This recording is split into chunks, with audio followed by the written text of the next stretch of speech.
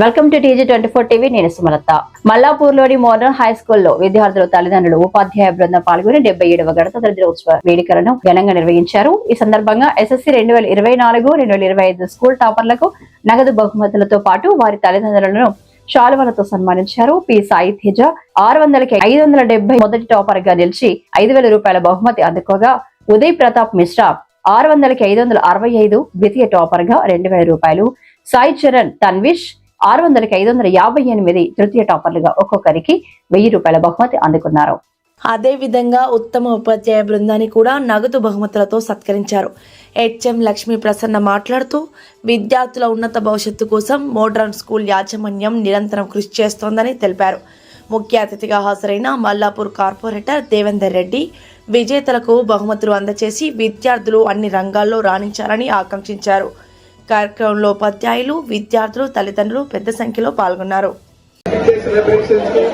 ముఖ్య అతిథిగా ఇచ్చేసినటువంటి మన స్థానిక కార్పొరేటర్ పన్నాల దేవేందర్ రెడ్డి గారు,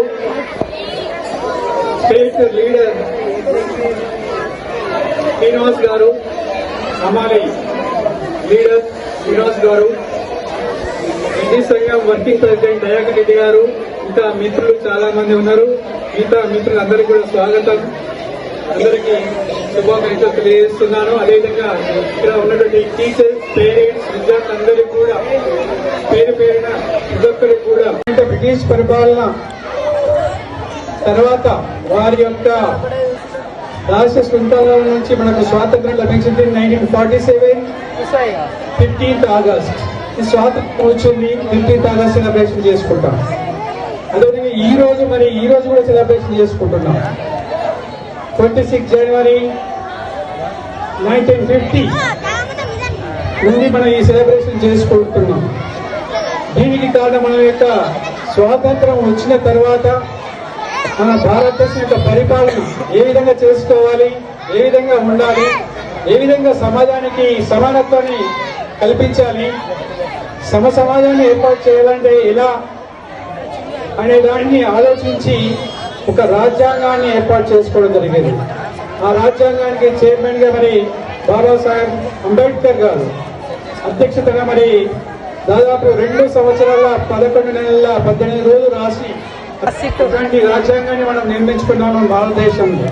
మరి ఆ రాజ్యాంగం యొక్క ముఖ్య ఉద్దేశం ఏంటిది మనకు మీకు తెలిసి ఉన్నది, అందుకని కొద్దిగా చెప్పాలి.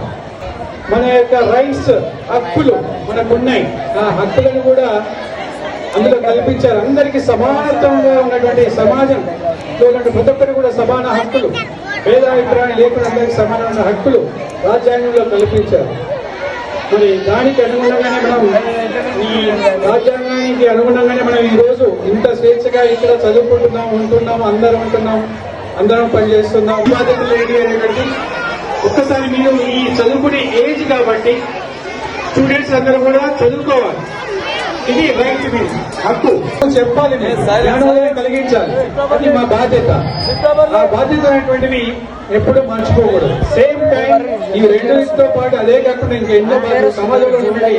ప్రతి ఒక్క డాక్టర్ వృత్తిని న్యాయంగా చేయాలి, ఒక లాయర్ ఉన్నట్టు లాయర్ న్యాయంగా చేయాలి, ఒక ఇంజనీర్ ఉన్నట్టు ఒక ఇంజనీర్ న్యాయంగా వారి యొక్క బాధ్యతలు నిర్వహించాలి. ఇలా ప్రతి నిపుణులు కూడా రాజ్యాంగానికి లోబడి అందరం పనిచేసినప్పుడు మన దేశం ఇంకా అభివృద్ధిలోకి వస్తుంది. సో అందుకే ఈ రోజు 1950 నుండి ఈ రోజు వరకు కూడా ఈ రిపబ్లిక్ డే భారతదేశ మొత్తం కూడా చాలా ఘనంగా జరుపుకుంటున్నాం. అందరికీ విద్యార్థులకు 70వ గణతంత్ర దినోత్సవ శుభాకాంక్షలు తెలియజేసుకుంటూ, ఇప్పటివరకు కూడా మన ఉత్తరెడ్డి సార్ మీ అందరూ కూడా చెప్పడం జరిగింది. ఈరోజు ప్రత్యేకత ఏంది, ఈ రోజు మనకు రానికి మన పెద్దలు చాలా వరకు కూడా కష్టపడరు.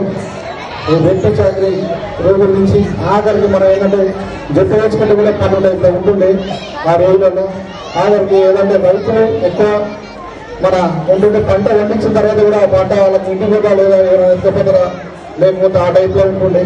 ఆ రోజు నుంచి ఈ రోజు మనం ఇంత దర్జాగా చాలా గర్వంగా బతున్నాం అంటే భారతదేశంలో దానికి మన పెద్దలు చాలా వరకు కూడా త్యాగం చేసిన మహనీయులు ఎందరో మహనీయుల కష్టం పదవి ఈరోజు ఇంకా అనుభవిస్తున్నాం. మనందరం కూడా ఈరోజు రోడ్లు కానీ నీళ్లు కానీ ప్రతి ఒక్కటి కూడా సౌకర్యాలు బైక్తో సపాటు మన బట్టలతో సపాటు అన్ని సౌకర్యాలు జరుగుతున్నాయంటే దానికి ముఖ్యంగా మన సమాజం మీద మనందరం కూడా గౌరవం పెంచుకోవాలి. సమాజంలో ఈ రోజు చూస్తే ప్రతి ఒక్కరు కూడా ఒక పిఏ ఉంటున్నాడు.